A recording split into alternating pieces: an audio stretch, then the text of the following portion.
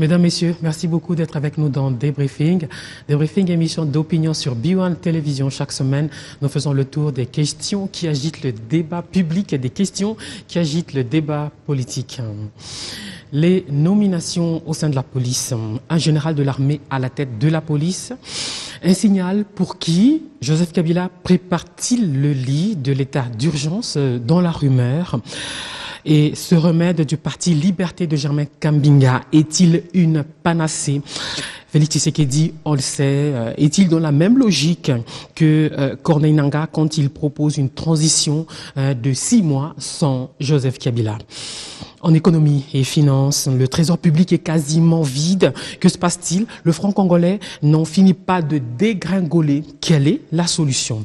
Pendant ce temps, les ministres sont à Lubumbashi avec les miniers sommés de rapatrier 40% des recettes à l'exportation. Pourquoi seulement maintenant Lubumbashi, où va reprendre le procès pour spoliation, ce procès Katumbi aujourd'hui, donc, sauf imprévu, suite logique du retrait le 20 juin de l'autorisation de PGR. Si Moïse Katumbi est condamné, il faut donc oublier sa candidature à la présidentielle. Je ne suis pas seul sur ce plateau, je suis avec 2 anciens journalistes. Ce sont des retrouvailles, en fait, entre 2 anciens journalistes, Laurent Onyemba, reconverti analyste politique, avocat au barreau de Kinshasa. Il enseigne à l'université de Kinshasa. Il est chef de travaux. Harold Badibanga, ancien journaliste également. Il va nous rejoindre dans un moment. C'est le secrétaire national du CNC, le Congrès national congolais, le parti du député national Pius Mwabilou. Laurent Onyemba, bonsoir. Bonsoir Mamina. Le sujet en images. Il y a beaucoup de choses à faire, mais lui-même l'a déjà beaucoup fait aussi, donc c'est la continuité. Je veux dire que c'est quelque chose que je connaissais déjà puisqu'on était tout le temps en contact avec le commissaire régional sortant, donc c'est la continuité en fait. Les missions qui me sont consignées, c'est les missions habituelles de la police, sécuriser la population, aider leurs biens, pour qu'il n'y ait pas de problème. D'abord pour le moment, je pense que les missions particulières, c'est essayer de remonter le niveau de la police. Je vous dis tantôt qu'il y a il y a des défis à relever. Il faut d'abord commencer par former la police. Ça, c'est la première des choses. Nous avons dit à M. Kamere qu'ils sont à 4 à détenir la clé de la paix pour nous aider à avancer et à tourner cette page qui s'annonce sombre. M. Joseph Kabila, le président de la République, M. Vital Kamerhe, le président de l'UNC, M. Félix Antoine Tshisekedi de l'UDPS et du Rassemblement, et M. Moïse Katumbi. Notre proposition, elle est toute simple, c'est ce tabouret à 4 pieds qui doit trouver le moyen à travers l'application de l'accord du 31 décembre, dans lequel nous proposons quelques amendements, mais qui garde sa substance, de nous aider à nous, le Congo, à aller de l'avant. Germain Kambinga, transfuge du MLC de Jean-Pierre Bemba, président d'un parti né très récemment. Il appelle ça Liberté. On va parler de cette piste de solution un peu plus tard. Laurent Onyemba, en attendant que Harold Badibanga, qui est un ancien journaliste comme vous, vienne sur ce plateau, il est pris dans les embouteillages. Lui également reconverti en politique, je l'ai dit en début d'émission. Il est au CNC, le Congrès national congolais. Vous êtes un analyste politique indépendant, avocat au barreau de Kinshasa. Ces nominations au sein de la police, quelle lecture? D'abord, je vous remercie énormément, Mamina, pour le travail que vous faites. Vous savez que la République, c'est un éléphant à 1000 têtes. Et bien, chacun est en train de tenir du côté qui lui semble facile. Et donc, il faut saluer chaque fois que nous avons l'occasion. Il ne faut pas attendre que vous mouriez pour qu'on vienne saluer le travail que vous faites. Il est énorme. Rassurez-vous que vous aidez les milliers de Congolais à comprendre la situation politique de notre pays. État d'urgence, c'est un concept vide. Un concept vide. Les nominations d'abord au sein de la police. Bon, je vais en venir. Les nominations au sein de la police. Bon, d'abord, je salue le travail qui a été fait par Bissengimana. Avant Bissengimana, il n'était pas possible d'être proche d'un policier dans notre pays. Bissengimana a mené une autre philosophie d'humaniser la police, une police de proximité Et si c'est cela qu'on peut lui reprocher, eh bien, nous disons que Bisengimana a un bilan suffisamment positif du temps de Bisengimana. Rassurez-vous qu'avec les Rangers et avec les Simba qu'on a connus, souvenez-vous de tous les procès de la honte qui ont vu les activistes des droits de l'homme partis. On a parlé de l'affaire Tchébéa qui jusqu'aujourd'hui est une sorte d'épine dorsale pour le régime. Franck Ndiké, il y a eu des recoupements avec les policiers, les 19, le 20 et le 21. C'est la gestion des policiers, mais bon, Bisengimana a tracé une ligne. Tous ces événements se passent où? Se passent en dehors du champ du commissariat général, c'est dans des services, en réalité, qui ne dépendent pas exclusivement Bisengimana, le général. Bon, écoutez, je disais que son bilan est largement positif, justement, à la tête de la police. Aujourd'hui, la présence de général Amouli est à trouver, en fait, dans son cursus. Qui est général Amouli? Les informations que nous avons sur lui, c'est un ancien collaborateur de Jean-Pierre Bemba.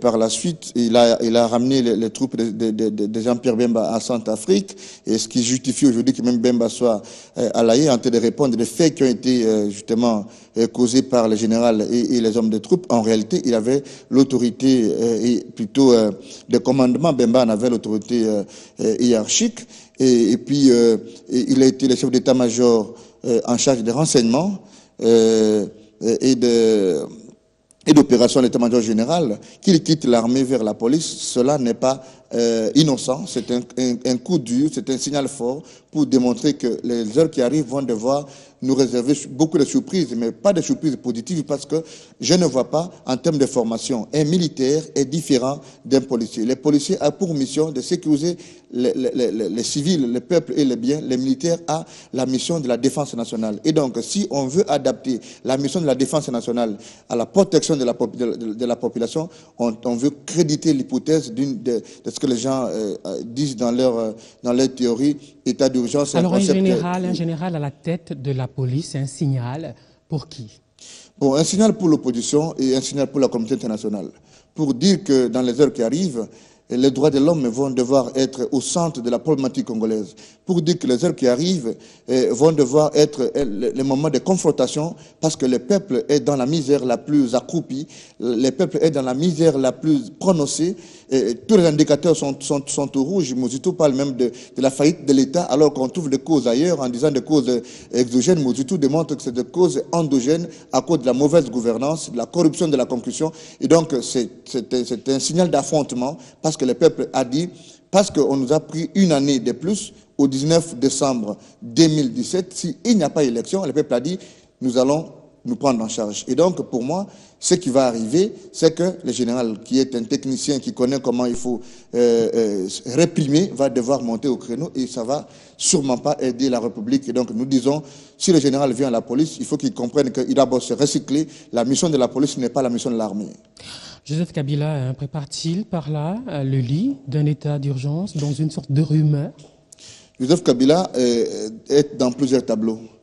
Moi, je dis qu'on est allé au dialogue, mais tous les dialogues qu'on a fait, on n'a pas fait un dialogue sur la volonté politique. Mamina, nous n'avons pas eu d'élection dans ces pays, c'est uniquement à cause de l'absence de volonté politique. On nous a fabriqué une rébellion et on a cautionné l'affaire de Kamena Sapou avec la désobéissance d'Alex Kandé. À l'époque, c'est Évariste Bochab qui était le patron de sécurité des renseignements. Quand Évariste Bochab donne des instructions à Alex Kandé, il ne les a pas exécutées, et la responsabilité aujourd'hui de Kamena Sapou relève uniquement de Alex Kandé et de Clément Kankou. Et donc, s'ils avaient écouté l'orientation d'Évariste Bochab, il n'y aurait pas eu de problème. Je parle des choses que je connais. Et donc, aujourd'hui, si Joseph Kabila pense que la solution va être l'état d'urgence avec des militaires qui ne mangent pas, je viens d'en voir un avant de rentrer dans votre studio, qui manque ni de l'eau, ni à boire. Vous voulez mettre les gens sur la route, il faut les donner à manger. Et donc, quand vous voyez la santé des militaires qu'on a exposés, ils ne peuvent pas tirer une mouche. Et donc, j'estime humblement que la situation politique et le contexte mondial dans lequel nous nous trouvons aujourd'hui ne plaide pas en faveur d'un état d'urgence. Encore que l'état d'urgence veut dire quoi? Nous sommes en état d'urgence. Sans le dire, peut-être l'approche, les lits juridiques qui manquent à l'état d'urgence, parce que les militaires sont partout. Vous l'avez dit au début de l'émission, chaque 21 heures, on est en train de vous fouiller. Même quand tu dis, je suis avocat, monsieur, je suis enseignant d'université. Ailleurs, quand je suis en France, quand je dis, je suis avocat, on vous respecte. Dans mon propre pays, quand tu parles à un militaire qui vient vient je ne sais pas moi, d'un village à 2000 km d'ici, il ne comprend pas ça veut dire avocat. Harold Badibanga, vous êtes une sorte de porte-parole du CNC, le parti de Pius Mwabilou, membre de la majorité présidentielle. On parlait de ces nominations au sein de la police. Quelle lecture? Est-ce que le président de la République n'est-il pas là en train de préparer le lit d'un état d'urgence? Écoutez, madame, nous sommes dans un pays où tout le monde a le droit. C'est aussi la beauté de la démocratie de dire à haute voix ce qu'il pense. Et je crois savoir que ça fait partie des prérogatives d'un président de la République de faire un remue-ménage, que ce soit dans l'armée, que ce soit dans la police, pourvu que nous atteignions des résultats, parce que ceux qui semblent ne pas aimer les remue-ménage qui a été fait dans la police aujourd'hui ont été les premiers à se plaindre du fait que nous avons de l'insécurité dans la ville de Kinshasa. Il y a les assauts contre les prisons, l'assaut au marché central de Kinshasa. Ce sont les mêmes qui la recrudescence de la criminalité de manière générale. Voilà, c'est ce que j'étais en train de dire, madame. Ce sont les premiers qui se sont plaints contre ce qui est en train de se faire, les évasions par-ci, les assassinats par là, qui, aujourd'hui, lorsque le président de la République prend ses responsabilités pour voir dans quelle mesure et comment faut-il mettre fin à cette hémorragie, ils sont en train de rouspéter contre ce qu'il a fait. Je suis désolé dans la mesure où, si Joseph Kabila, en tant que garant de la nation, en tant que commandant suprême des forces armées de la République et même numéro 1 de la police, n'arrivait pas à prendre ces dispositions-là, les mêmes auraient fait la ronde de tous les plateaux de télévision et des studios de radio pour dire non, écoutez, nous sommes dans quel état, on tue par-ci, on tue par-là, le président de la République ne réagit pas. Mais curieusement, bon, ça ne m'étonne pas dans la mesure où je les connais bien, tous ces gens qui veulent au même moment une chose et son contraire. On reproche son silence quand il y a des catastrophes ou des drames, il parle quasiment jamais. Madame, tout est langage. Moi, je pense que ceux qui veulent que Joseph Kabila parle à tout bout de champ n'ont pas tort dans la mesure où ils se sont déjà habitués, ils s'étaient plutôt habitués avec le feu maréchal Mobutu Sese Seko qui était habitué à parler à tout moment. Et après lui, c'était Mzee Laurent Désiré Kabila qui avait aussi l'habitude de parler à tout moment. Mais chacun est seul à être lui. Il faut juger Joseph Kabila par rapport au pragmatisme. Je note ici que pour que nous mettions fin en tant que République démocratique du Congo à la rébellion M23, nul ne s'y attendait. Joseph Kabila n'avait pas parlé, mais lorsqu'il a initié l'opération Pomme Orange, je crois que même les bébés de 2 ans, d'un an, ont vu qu'il y a eu des résultats. Donc il faut juger quelqu'un par rapport aux résultats et non le comparer par rapport à ceux qui font le matu vu. Non, Joseph Kabila, c'est un taiseux, mais c'est un travailleur. Alors vous allez répondre à toutes les questions auxquelles a déjà répondu Laurent Nyemba. Un général de l'armée à la tête de la police, c'est un signal envers qui? Il n'y a pas de signal, il y a plutôt procès d'intention dans la mesure où tout le monde sait se mettre d'accord avec moi que de la police à l'armée, il n'y a qu'un pas. Et nous ne sommes pas dans un état où on ne peut pas. Au même moment, on peut établir le distinguo entre l'armée et la police, mais au même moment, on ne peut pas établir la similitude. Je crois qu'un militaire, de manière classique, peut être un bon policier, et un bon policier peut être un bon militaire. Vous avez l'exemple aujourd'hui, je peux parler du général Alonga Boni. Il était militaire, aujourd'hui il est dans la police. Et qui en a parlé? Donc, John Numbi à l'époque. On peut donc aller de la police à l'armée pourvu que les résultats qui sont l'efficacité, la sécurité des personnes et leurs biens soient maintenus. C'est un procès d'intention qu'on est en train de faire ça. Et là, non, si on a pris un militaire, on l'a placé à la tête de la police, c'est parce qu'on organise la répression de la population. On organise ceci. Ça n'a rien à voir avec le pragmatisme, madame. Ça n'a rien à voir avec la réalité. Ce qu'il faille voir, c'est le résultat que nous voulons atteindre du point de vue de la sécurité des personnes et de leurs biens. Parlons de sécurité justement, ces évasions à répétition des prisons du pays et cet assaut tout de même absurde sur le marché central de Kinshasa pourrait avoir deux explications. Selon les opposants, c'est la majorité présidentielle et tout le camp qui crée une situation d'insécurité afin de retarder les élections. Et il y a aussi ceux qui pensent que ça pourrait être des présidentiables au sein de la majorité qui crée cette situation de pourrissement justement pour discréditer Joseph Kabila et se positionner en candidat favorable pour les prochaines élections. Laurent Nyemba. Je vous remercie énormément, madame. Si, à notre niveau des débats, nous ne savons pas faire le distinguo qu'il y a entre la formation militaire et la formation policière, alors il y a un problème dans la façon d'agir et de réagir. Comme intellectuel, madame... Ne revenez pas en arrière, s'il vous plaît, parce que vous aviez longuement parlé. Je fais juste une petite parenthèse. Sinon, on va faire l'émission juste sur la différence entre un policier et un militaire. Tant mieux, mais je vous ai démontré, noir sur blanc, qu'il n'y a aucune théorie qui plaide en faveur, justement, du fait qu'un militaire aille occuper la place du policier. C'est comme qui dirait aujourd'hui, un magistrat peut être à la place de l'avocat et vice-versa parce qu'ils ont la même formation, mais en réalité, il y a un problème quand il s'agit de parler des militaires et des policiers sur la finalité de leur démarche. La formation peut être la même. Madame, je connais des magistrats reconvertis avocats. Madame, ça, vous avez refusé qu'on aille sur ce terrain-là. Alors, la question la plus fondamentale, c'est qu'en fait, quand on veut répondre à l'insécurité par la nomination des militaires au poste des policiers, en oubliant une manche de réflexion qui est suffisamment importante, c'est qu'en fait, vous ne pouvez pas vous réclamer un responsable dans votre secteur et qu'en plein marché de Kinshasa, on arrive, on tue l'administrateur du marché, on tue les policiers et vous dites non, il faut plutôt nommer des militaires à la place des policiers. La première responsabilité devait être tirée ailleurs, on dépose. Ça veut dire quoi? Celui qui a en charge les renseignements, celui qui a en charge de la sécurité devrait, première décision, rendre le tablier. Deuxième chose, madame, vous imaginez dans une capitale normale comme notre pays et une prison comme Makala voit 4000 évadés. On nous a dit 50 évadés, mais curieusement, dans les chiffres, on allait trouver plus de 200 récupérés ou plus de 500 récupérés. Personne n'a justifié quoi que ce soit. On veut nous apprendre ici qu'on est taiseux parce qu'on a le résultat. Est-ce que sérieusement, nous sommes Congolais? La sécurité aujourd'hui au Kivu, elle est rétablie. Jamais au monde, comme on peut dire, il y a plus d'une année, on n'a jamais fait une semaine à Béni sans qu'un Congolais ne meure.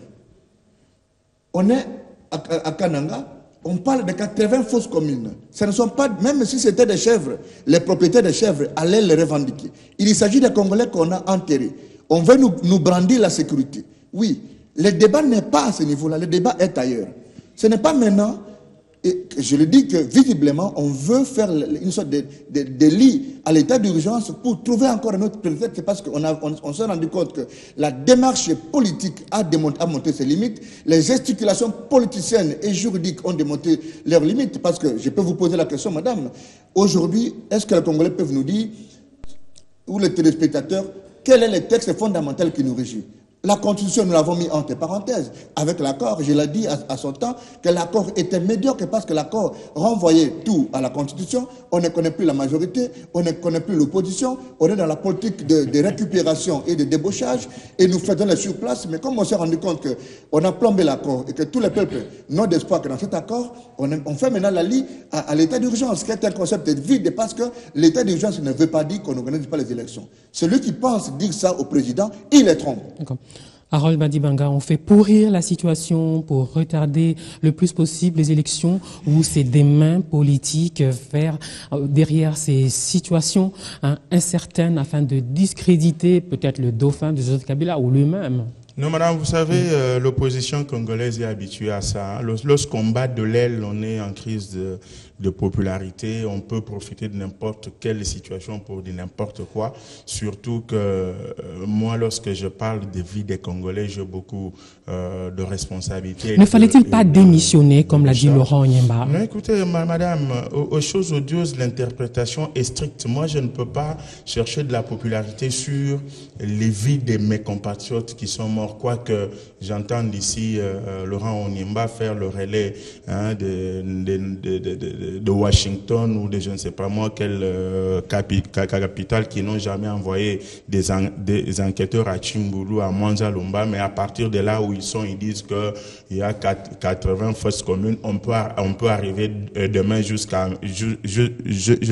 1000 sans qu'il y ait il y a des fosses communes sur lesquelles l'alerte a été donnée par le gouvernement lui-même. Hein. Oui, mais pas, c'est pas 80, mais je ne serais pas étonné que demain ou après demain, que Washington dise que c'est 200, que Laurent Nyemba vienne aussi dire que c'est 200. Non, moi, je parle de vie des Congolais qui m'intéressent au plus profond de moi-même et qui intéressent le plus moins les États-Unis, la France et la Belgique. Ça, c'est de un. De deux, madame, je disais que nous sommes dans un état de droit et cet état de droit permet que chacun, lorsqu'il se réveille, raisonne de sa façon. Lorsqu'il y a des évasions, lorsqu'il y a ceci, c'est normal que les politiciens congolais, que ce soit la majorité ou l'opposition, se fassent un jeu de ping-pong. C'est elle et c'est elle. Mais moi, je ne suis pas dans cette logique-là. Je suis en train de constater que quelque part dans la gestion de la sécurité de la République, il y a eu des failles. Quelque part dans la gestion de nos services de renseignement, il y a eu des failles. Mais est-ce qu'il faut être téméraire? Est-ce qu'il faut être strict en disant, lorsqu'il y a eu cette faille-là, on ne peut pas l'améliorer, la seule solution, c'est la démission. Non, je crois savoir que lorsqu'il n'y a pas eu démission, le premier d'entre nous a pris ses responsabilités pour faire ces remue-ménages-là qui n'est pas à sa fin, qui n'est qu'à son début. Je crois savoir que mon co-débatteur commencerait par féliciter cette façon de voir du président de la République qui a constaté que lorsqu'il y a eu faille dans la gestion de la chose, comme la démission à laquelle il s'attendait n'est pas venue, c'est au président de la République garant de la nation de prendre ses responsabilités et de faire ce qu'il fallait faire. Mais je suis ahuri de constater qu'au même moment qu'on veut que la sécurité des personnes et de leurs biens soit rétablie, on s'oppose à quelques mesures qui sont prises dans le sens de rétablir cette sécurité-là. Madame, je suis aussi heureux que mon co-débatteur n'arrive pas à comprendre que lorsqu'on parle du barreau, de la magistrature, sont deux corps très différents, mais on peut quitter comme vous lui avez fait voir le barreau pour aller à la magistrature. Donc, ce sont des questions que je veux bien demander que lorsqu'on les aborde, qu'on les aborde avec Adam, parce qu'il s'agit de notre République. Alors, ces élections qui n'auront pas lieu à la fin de cette année comme prévu, Corneille Langa l'a dit il y a quelques jours sur le plateau de TV5, tous les généraux levaient de boucliers. Et Adolphe Loumanou, donc, qui dans un café politique organisé par le PPAD la semaine dernière, a rappelé que tout le monde était d'accord lors de cette rencontre sous les auspices des évêques catholiques à la fin de l'année, Laurent Nyemba. Tout le monde savait, tout le monde était d'accord. Madame, encore une fois, il y a un problème de volonté. Et je reviens sur un concept très important, le silence du chef de l'État. Notre Constitution parle du président de la République comme une institution. C'est rendre la nation. C'est le magistrat suprême. Toutes les qualités qu'on lui donne, ok madame, c'est uniquement parce que c'est le premier citoyen congolais. Ailleurs, quand il y a des questions importantes, les chefs de l'État parlent.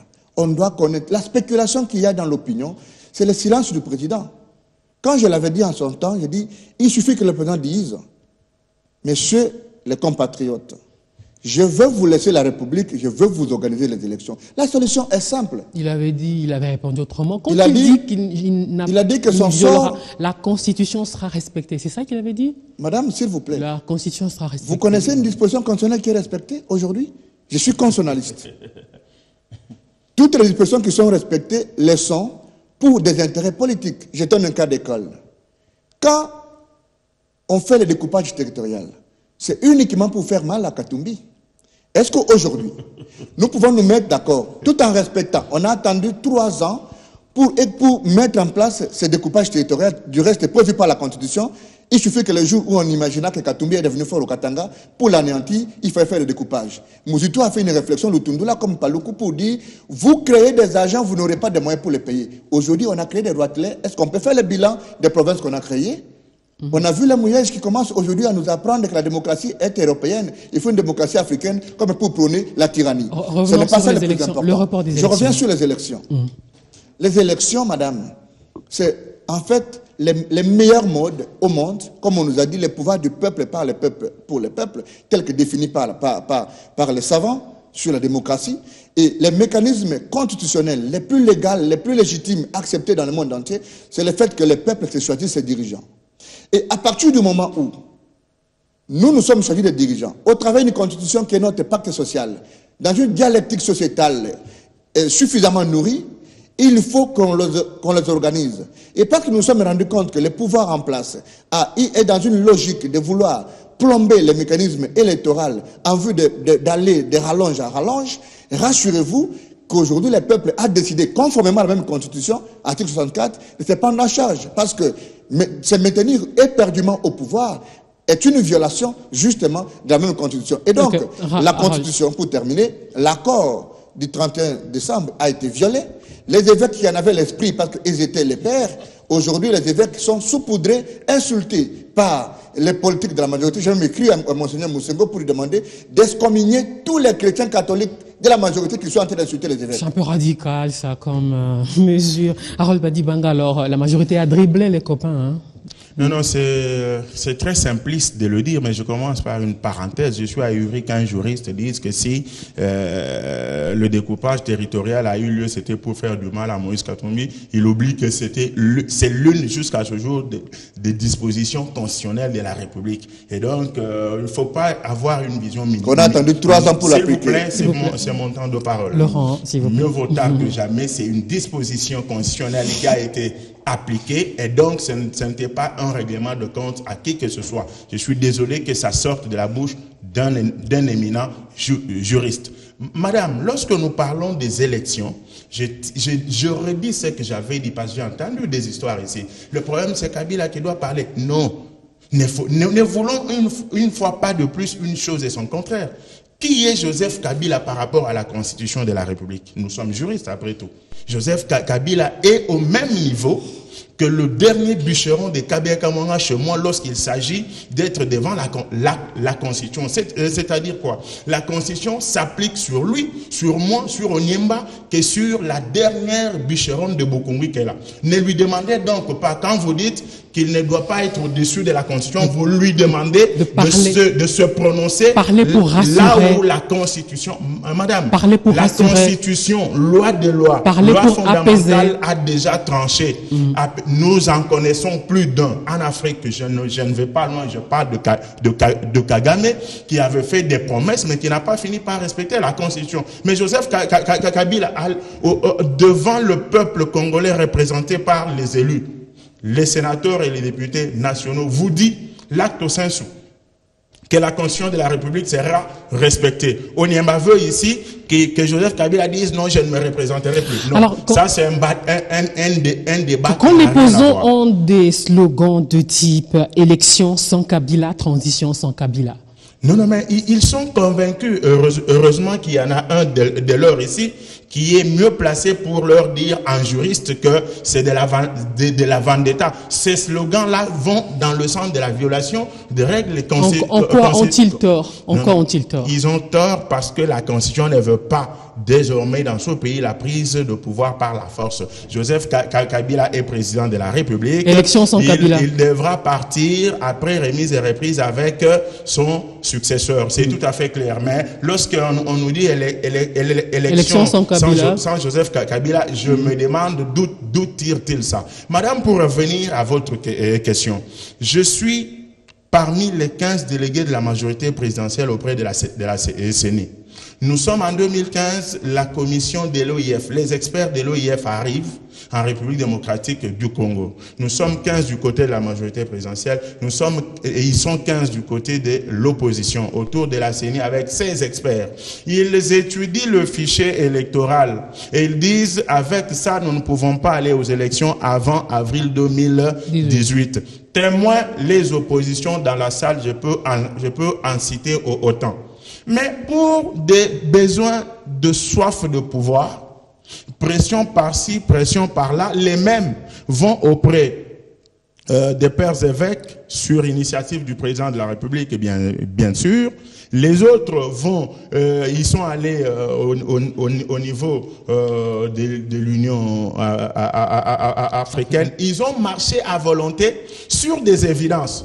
Ils ont même fait pression sur la CENI pour qu'elle accepte les volontés des politiques. Mais la conséquence est là, il faut la tirer. Dans la mesure où ces experts de l'OIF, madame, ce sont des élèves électoraux en matière de techniques électorales de l'actuel président de la CENI. On a accepté que ça vienne de l'OIF tout simplement parce qu'il s'agit des étrangers. Heureusement, ce n'est pas venu du CNC, ce n'est pas venu de la majorité présidentielle, sinon on aurait dit c'est un avis tronqué pour faire demeurer Joseph Kabila au pouvoir. J'avais tiré cette sonnette, je la tire encore aujourd'hui. Si nous avons eu de problèmes du point de vue électoral en République démocratique du Congo, c'est parce que nous, politiciens, nous ne laissons jamais la CENI en tant que pouvoir indépendant, organisateur des élections, faire son travail. Laissons-la faire ce travail-là jusqu'au mois d'avril et nous produire des élections exemptées de troubles et différentes de celles de 2006 et de 2011. C'est une évidence à laquelle on ne peut déroger malgré l'épidermisme. Laurent, c'est quoi le tort de Nanga? Madame, le tort de Nanga, c'est de jouer le jeu de la majorité. Vous ne pouvez pas être une centrale électorale au service de la nation et être saupoudré dans une politique d'une volonté d'une partie à l'élection. La preuve, quand Nanga parle, le jour qui suit, le gouvernement parle pour justifier Nanga. On parle élection. On nous dit ici qu'on n'a pas pu organiser les élections. C'est comme si les Congolais avaient une mémoire courte. Pourquoi on n'a pas organisé les élections? Les Congolais, quand on veut brandir la souveraineté, c'est d'un côté. Les jours où vous voulez organiser les élections, vous brandissez la main. Quand je l'avais dit en son temps, que nous devons absolument rentrer en programme avec les institutions financières internationales pour équilibrer la situation politique, en vue justement de faire la ligne à la problématique économique et organiser les élections, on a pensé que j'étais en train de rêver. Aujourd'hui, Bruno Tshibala écrit à Christine Lagarde pour lui dire en fait que nous sommes en faillite. Il y avait une institution internationale chargée de déclarer la faillite de l'État. Aujourd'hui, le décor est planté pour que l'État congolais soit déclaré un État faillique. Première chose. Deuxième chose, on parle de Kagame. Mais vous voulez prendre un mauvais exemple, pourquoi? Je vous renvoie à Boniaï qui a dit « Je vous laisse la République ». Mandela qui est sorti de la prison, on lui a dit « Monsieur, tu peux prendre 20 ans et puis on va organiser les élections ». Mandela a dit « Je vous laisse la République ». On a connu un cas de jurisprudence politique en Haïti. Un chef d'État qui se rend compte qu'il n'a pas pu organiser les élections parce qu'il a vu qu'il y a tension sociale. Il a dit quoi? Monsieur, venez, la Constitution tranche la problématique. Pourquoi chez nous, on cherche des gesticulations? Mais notre Constitution n'est pas muette. Si le chef d'État estime aujourd'hui que je n'ai pas pu organiser les élections, les contextes politiques et économiques étant compliqués, le président du Sénat, tu peux prendre le relais. La Constitution le prévoit. Pourquoi il se cramponne au pouvoir? Pour quelles solutions? Les solutions économiques. Okay. Il y a chômage, madame. Encore qu'il n'a pas dit Rwanda, je voulais vous mettre plus dans l'oreille. Le Rwanda n'est pas le Congo. Va au Rwanda, regarde la structure, l'organisation institutionnelle, c'est loin d'être le Congo. Et donc, les seules dictatures qui sont encore acceptées au monde aujourd'hui, c'est les dictatures qui travaillent pour leur peuple. Ça, ils ne le savaient pas. Et c'est très, très, très important. Et pour moi, je dis, madame, ce qui est plus important, c'est qu'en fait, on ne peut pas gérer le peuple par défi. Si on veut écouter le peuple, et que le peuple dise, si aujourd'hui Joseph Kabila est courageux, qu'il sorte sur la rue ou qu'il fasse un débat, comme les autres présidents le font ailleurs, et tu te mets à la radio RTNC, au micro, tu dis, bon, je vais faire un sondage général, que 1000 Congolais m'appellent, de façon impersonnelle. Comme ça, il a le son. Il peut diligenter des enquêtes, plutôt des sondages, pour dire que l'opinion veut ça. On termine par ces problèmes judiciaires de Moïse Katumbi. Son procès pour spoliation qui reprend aujourd'hui à Lubumbashi sont enfin prévus. Et c'est là la suite logique du retrait le 20 juin de l'autorisation du PGR, de son autorisation de sortie. Oui, madame, je ne veux pas revenir sur les gesticulations de Laurent Onyemba tout à l'heure. Comparaison n'est pas raison. Je dis que au Congo, la Constitution est claire. Elle s'applique sur tout le monde, erga omnes, de manière impersonnelle. Il fait tout ce qu'il a dit, citant tel et tel, c'est du verbiage. Alors, par rapport à Katumbi, c'est normal.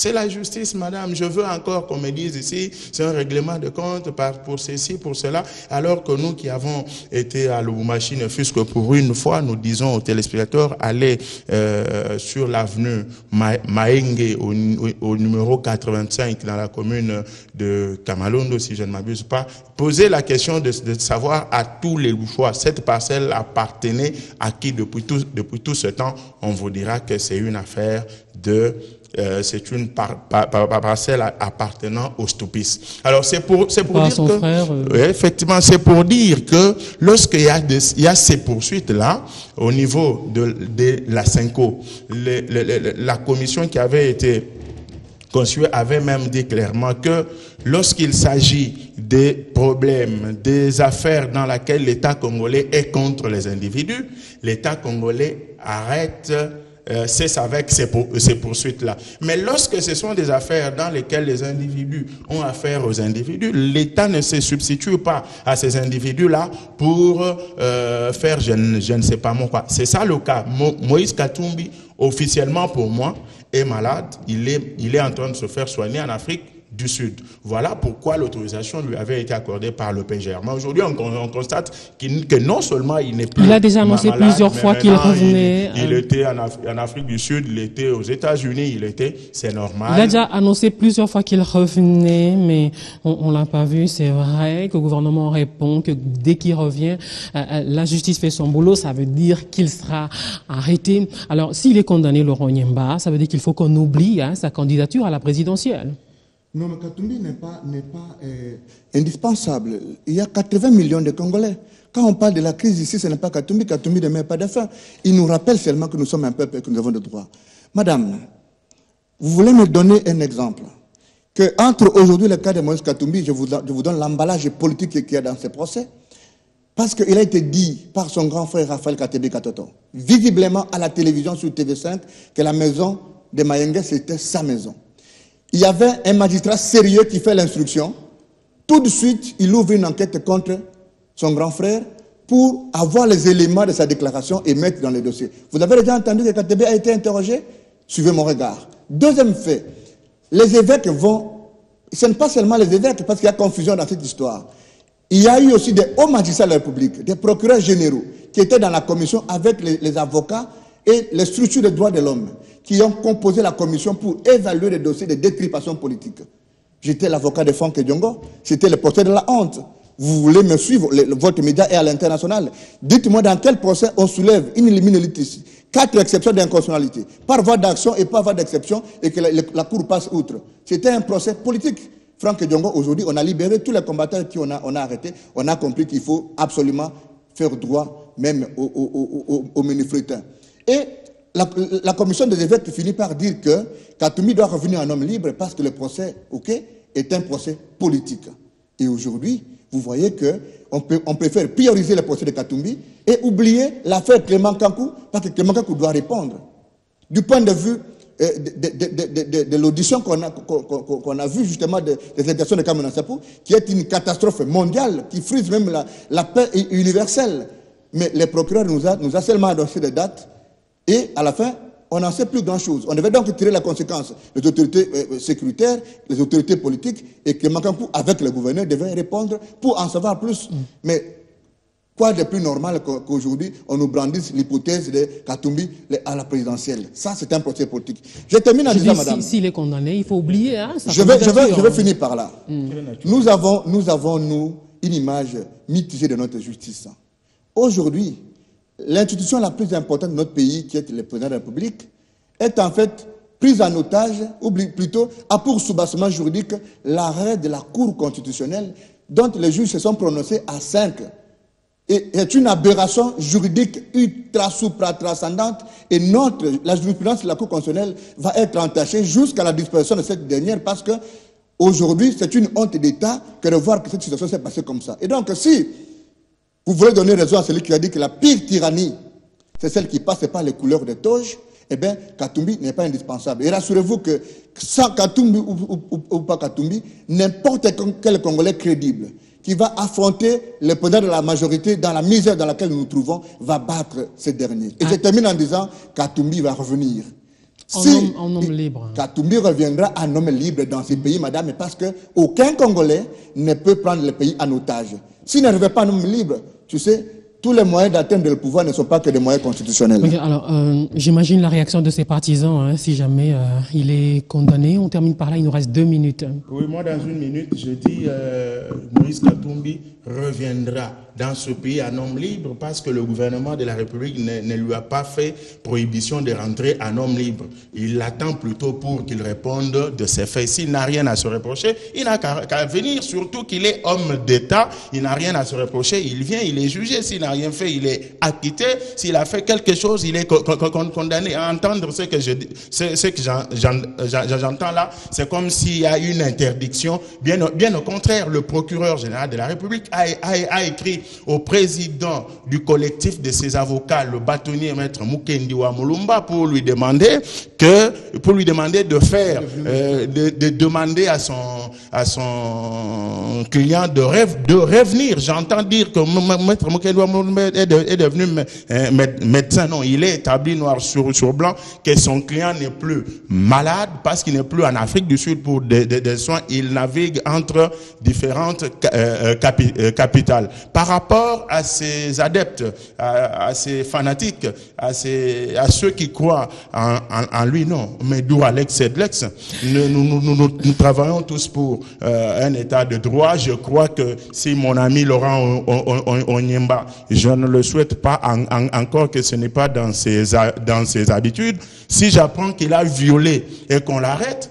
je vais regretter, étant donné qu'il a marché sur la loi, mais ça ne me réjouirait pas. Donc c'est tout à fait clair. C'est de la responsabilité des acteurs politiques, de la responsabilité des membres de la société civile, de sensibiliser la population par rapport non seulement au respect des lois de la République, mais aussi par rapport à l'acceptabilité des décisions et des arrêts de notre justice. Ainsi se termine ce débriefing. Hein, ok. Hein, je pense, madame, donc, plus de polémique. Oui, hein, plus. Le monde entier nous regarde. Et aujourd'hui, nous sommes à un virage important. Il faut prôner l'alternance. Le chef de l'État doit planter le décor. Okay, comme il y a une responsabilité éthique de déminer la situation politique dans laquelle nous nous trouvons. S'il ne le fait pas, il en endosse la pleine responsabilité devant l'histoire parce que c'est un virage que nous allons négocier à 300 degrés et que personne ne va s'en sortir. Parce que si vous ne faites des réformes qui profitent au peuple, celui-ci fait des réformes sans vous. Et l'exemple est au Burkina. La Constitution a déjà planté ce décor. Laurent Onyemba et Joseph Kabila a promis de la Constitution sur pour des raisons de décrispation. Hein, les appels se multiplient justement pour qu'on abandonne les poursuites contre Moïse Katumbi. Madame, et par exemple, Laurent Onyemba et moi ne sommes pas des sociologues. Nous sommes des juristes. Je sais de quoi je parle. Mais des politiques, des opérateurs politiques, lui, proche de l'opposition, toujours proche d'Azarès Rouberois.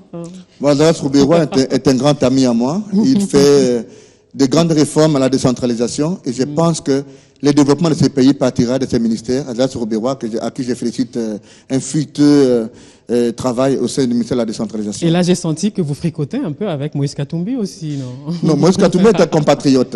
Moi, quand j'ai défendu Franck Diongo, c'est deux extrémités. Quand j'ai défendu Onosumba, qui était de la majorité, j'avais démontré en son temps que le viol qu'on lui reprochait était un montage politique. Par la suite, on a déposé une requête en révision. Onosumba est au Parlement. Onosumba n'est pas de l'opposition. Et je peux vous en citer des milliers que je défends. Quand j'ai défendu Mbengele, il était un des hauts cas de Vous avez gagné des procès. Je suis un avocat et je défends tout le monde. Vous avez gagné des procès, coup de chapeau. Je suis ami de la justice et votre ami aussi. Coup de chapeau, oui, tous les deux mes amis. Mais je m'étais dit au début de cette émission que dès l'instant où je dirais bonjour Roland, bonjour Harold, j'oublierais qu'on est amis, qu'on a déjà, comment on dit, gardé les vaches ensemble à l'époque où vous étiez journaliste et qu'on se rencontrait dans les... en rediffusion de Bruxelles ce soir. Et qu'on se rencontrait dans les reportages. Bon, j'ai mon téléphone entre les mains parce que je dois lire sur mon bloc-notes ce calendrier des gouverneurs qui sera rendu public aujourd'hui, sauf imprévu également.